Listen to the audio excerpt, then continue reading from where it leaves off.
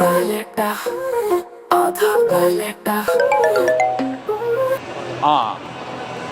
ഞാന് മാള ട്രാവൻകൂറിനകത്തുണ്ട്. നീ ഏത് ഭാഗത്താ?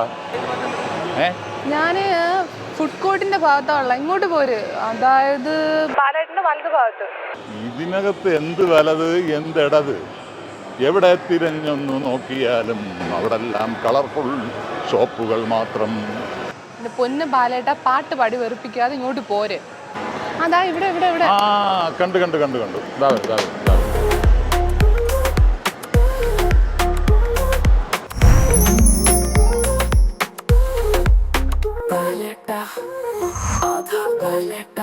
ബാലേട്ട, എത്ര ദിവസം കൊണ്ട് കാത്തിരിക്കുക ഇവിടെ?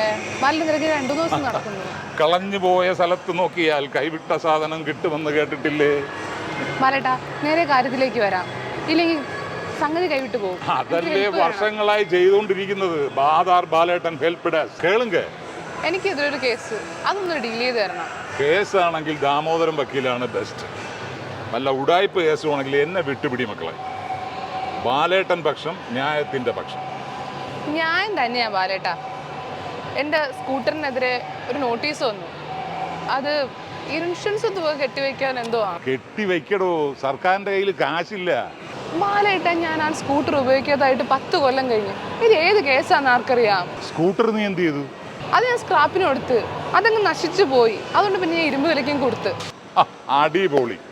എടീ മോളെ, നീ സ്ക്രാപ്പേജ് പോളിസി എന്ന് കേട്ടിട്ടുണ്ടോ? ഇല്ല, എന്താ അത്? 20 വർഷം പൂർത്തിയായ സ്വകാര്യ വാഹനങ്ങൾക്ക് കേന്ദ്ര സർക്കാർ കൊണ്ടുവന്ന നിയമമാണ് സ്ക്രാപ്പേജ് പോളിസി. സർക്കാർ വാഹനങ്ങൾക്ക് അത് 15 വർഷമാണ്. അതും ഈ നോട്ടീസ് തമ്മിൽ എന്താ ബന്ധം? നീ തോക്കിക്കേറി വെടിവെക്കാതെ കൊച്ചേ, പറയട്ടെ. വാഹനം റോഡിൽ ഉപയോഗിക്കാൻ പറ്റാത്ത വിധം ഉപയോഗശൂന്യമായി പോയാൽ വാഹന രജിസ്ട്രേഷൻ റദ്ദാക്കണം. അതിപ്പോൾ പഴയതായാലും ഈ ആക്സിഡൻറ്റിൽ പെട്ടതായാലും ഒക്കെ ടോട്ടൽ ലോസ് എന്നൊക്കെ പറയും. ശരിയാ, കുറെ കാലം ഞാൻ സ്കൂട്ടർ എടുക്കില്ലായിരുന്നു. 10 കൊല്ലം കഴിഞ്ഞു, മൊത്തം തുരുമ്പിച്ചു. അതുകൊണ്ട് ഞാൻ വീടിൻ്റെ അടുത്തുള്ള വർക്ക്ഷോപ്പിന് കൊടുത്തു. അത് ചെയ്തത് തെറ്റാണ്. മാത്രമല്ല അപകടം വിളിച്ചു വരുത്തുകയുമാണ്. വാഹനം ഇരുമ്പ് വിലയ്ക്ക് തൂക്കി വിറ്റാലോ പറമ്പിൽ വെറുതെ കിടന്നാലോ അതൊരു ബാധ്യത തന്നെയാണ്. വണ്ടി ഇല്ലാതായാലും അതിൻ്റെ രേഖകൾ നമ്മുടെ തലയിൽ തന്നെയാണ് ഉള്ളത് എന്ന് മറക്കണ്ട. ഓ, നമ്മൾ തട്ടിപ്പോകുന്നവരെ നമ്മുടെ തലയിൽ തന്നെയാണോ? തീർച്ചയായും അതെ. അതായത് നമ്മുടെ വാഹനത്തിൻ്റെ സെയിം നമ്പർ ഉപയോഗിച്ച് ആരെങ്കിലും വല്ല നിയമവിരുദ്ധ പ്രവർത്തനങ്ങൾ നടത്തിയാൽ അകത്താകുന്നത് നമ്മളായിരിക്കും. എന്നാലോ ഒന്ന് മെനക്കെട്ടാൽ ഈ പ്രശ്നം ഒഴിവാക്കാം. ഓ, സൊല്യൂഷൻ ഒന്ന് പറ ബാലേട്ടാ. നിന്റെ പ്രശ്നത്തിൽ അല്പം നടക്കേണ്ടി വരും. എന്നാൽ ഉപയോഗിക്കാത്ത വണ്ടികളുടെ രജിസ്ട്രേഷൻ റദ്ദാക്കാനുള്ള വഴി ഞാൻ പറഞ്ഞു തരാം. ഓക്കെ, സോറി ബാലേട്ടാ, ഒരു മിനിറ്റ്. ഈ പറയുന്നതൊക്കെ ഞാൻ മൊബൈലൊന്ന് റെക്കോർഡ് ചെയ്യട്ടെ, ഒന്നും മറന്നു പോകണ്ടല്ലോ. ആദ്യമായിട്ട് വണ്ടി ഉപയോഗിക്കാൻ പറ്റില്ല എന്ന് പറഞ്ഞുകൊണ്ട് ഒരു അപേക്ഷ RTO ഓഫീസിൽ കൊടുക്കണം. ഏത് RTO ഓഫീസിലാണോ രജിസ്ട്രേഷൻ ചെയ്തത് അവിടെ തന്നെ കൊടുക്കണം. അവിടെ അപേക്ഷ കിട്ടിക്കഴിഞ്ഞാൽ മോട്ടോർ വെഹിക്കിൾ ഇൻസ്പെക്ടർ വണ്ടിയുടെ സ്ഥിതി പരിശോധിക്കും, റിപ്പോർട്ടും തരും.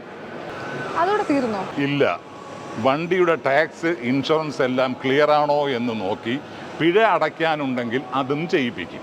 ഇതിന് വല്ല ഫീസും ഉണ്ടോ? ഉണ്ട്. രജിസ്ട്രേഷൻ റദ്ദാക്കാൻ ചെറിയൊരു ഫീസുണ്ട്. സാധാരണയായി സ്ക്രാപ്പ് ചെയ്യുമ്പോൾ ഉദ്യോഗസ്ഥൻ കൂടെ ഉണ്ടാവും. ചിലപ്പോൾ സ്ക്രാപ്പ് ചെയ്യുന്ന വീഡിയോ എടുത്തു കൊടുക്കേണ്ടി വരും. നമ്മുടെ മൊബൈലിൽ എടുത്തു കൊടുത്താലും മതിയാവും. എൻജിൻ, ചേസിസ്, നമ്പറുകൾ എല്ലാം കട്ട് ചെയ്ത് മാറ്റും. എൻജിൻ റീയൂസ് ചെയ്യാതിരിക്കാനാണ് ഇങ്ങനെ ചെയ്യുന്നത്. ചേസിസ് നമ്പറുള്ള പീസ് ഒരു കവറിലാക്കി സീലും വയ്ക്കും.